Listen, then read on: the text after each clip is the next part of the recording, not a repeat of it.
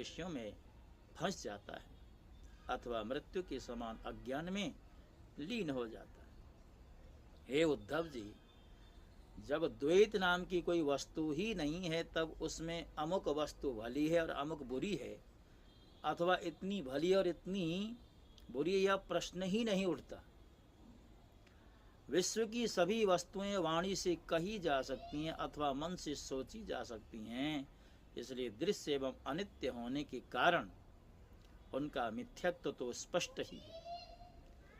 परछाई, प्रतिध्वनि और सीप आदि में चांदी आदि के आभास यद्यपि हैं तो सर्वथा मिथ्या, परंतु उनके द्वारा मनुष्य के हृदय में भय, कंप आदि का संचार होता है। जैसे वैसे ही देहादि सभी वस्तुएं हैं तो सर्वथा मिथ्या ही, परंतु जब तक ज्ञान के द्वारा इनकी असत्यता का बोध नहीं हो जाता, इनकी आत्यंतिक निवृत्ति नहीं हो जाती, तब तक ये भी अज्ञानियों को भयभीत करती रहती है।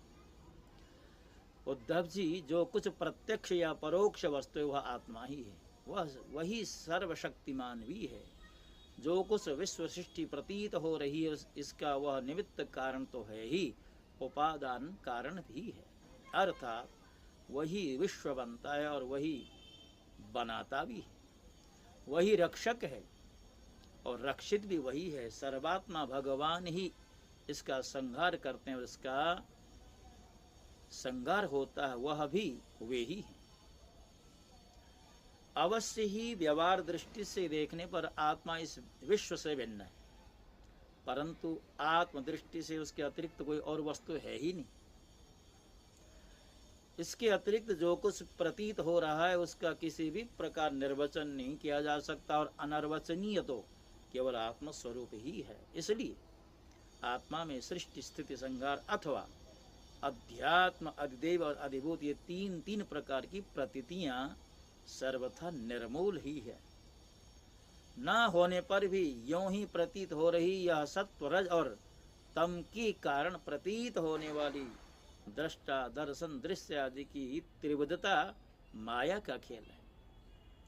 हे उद्धव जी, तुमसे मैंने ज्ञान और विज्ञान की उत्तम स्थिति का वर्णन किया है। जो पुरुष मेरे इन वचनों का रहस्य जान लेता है वह न तो किसी की प्रशंसा करता है और न किसी की निंदा। वह जगत में सूर्य के समान समान भाव से विचरता रहता है। प्रत्यक्ष, अनुमान, शास्त्र और आत्मानुभूति आदि सभी प्रमाणों से यह सिद्ध है कि यह